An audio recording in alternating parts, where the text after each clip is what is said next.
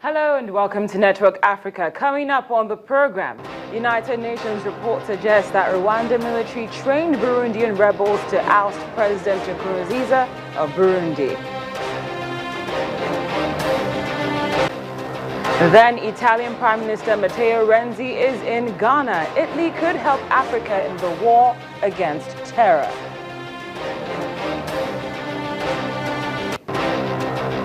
And later on, Africa might need to be extra careful about the Zika virus now that it's been declared a global threat.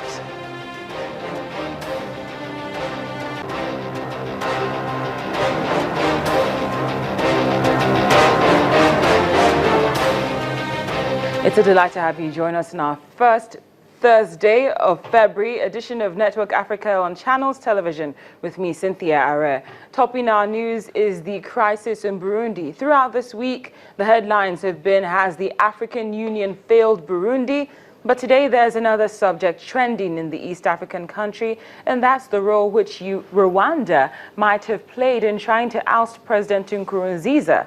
Reports from the United Nations suggest that Rwanda not only recruited but trained Burundian refugees with the goal of ousting President Nkurunziza. The report cites accounts from several rebel fighters who told the sanctions monitors the training was done in a forest camp in Rwanda. Burundi accused Rwanda in December of supporting a rebel group that was recruiting Burundian refugees on Rwandan soil, but Rwandan President Paul Kagame dismisses the allegations as childish.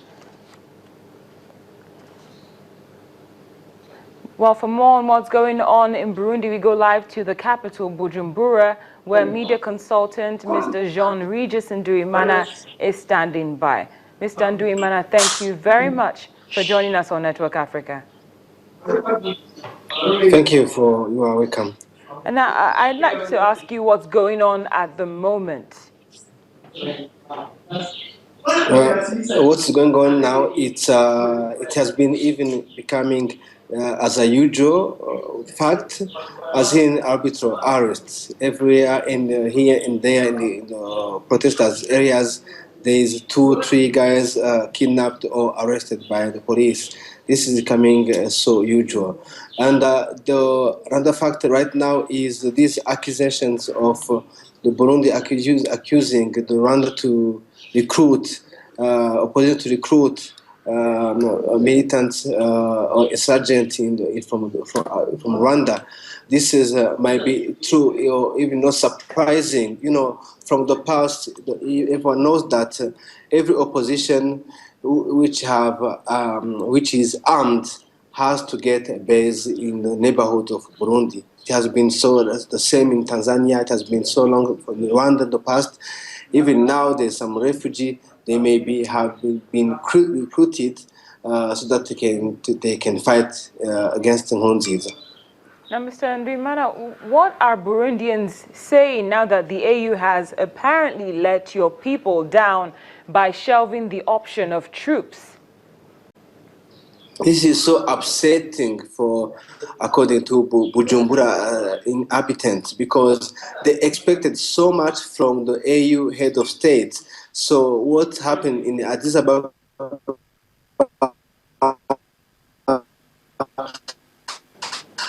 shows that the hope is from the UN. What can the UN do if Africans failed? So other things is like, is Idris Deby, one of the head of state who is planning to come here in Burundi, going to convince Nkurunziza to accept the AU deployment of troops?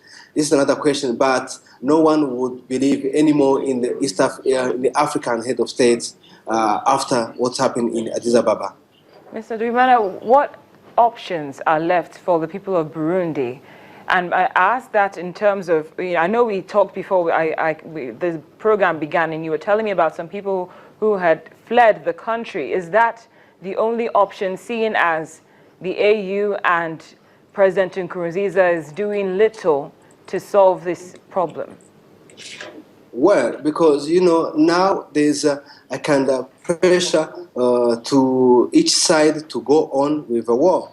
As in, if the opposition decide to defend or to attack once anymore for example, the military sites, and the government has to do repression, so has to counterattack. So people are seeing the next days that we are heading to a war. Heading to a war. So that's why it is. We apologize for that. Mr. Nduimana, I believe you can hear me. And yes, I can hear you. Yes, now. I'm glad that you can. Now that the AU is not doing much, the President Nkurunziza doesn't appear to be doing much, and you did inform us of the grenade attack which happened as at last night. I'm asking, what happens next? Is the president saying anything at all? Is anyone in authority saying anything to address this issue, or is everything just quiet?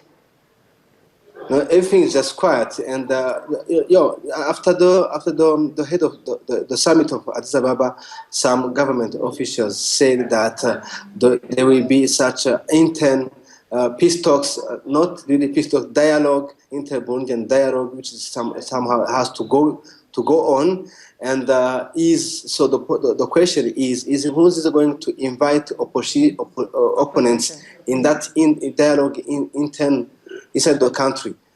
It's somehow uncertain unless everyone open up his mind to come on the table of negotiation. Mr. Nduimana, regarding the talks that you're referring to, has the date been set? Because we've been hearing about this dialogue coming up, and in 2 months it will be a year since this crisis began. So is there a time that has been given to you regarding these proposed talks?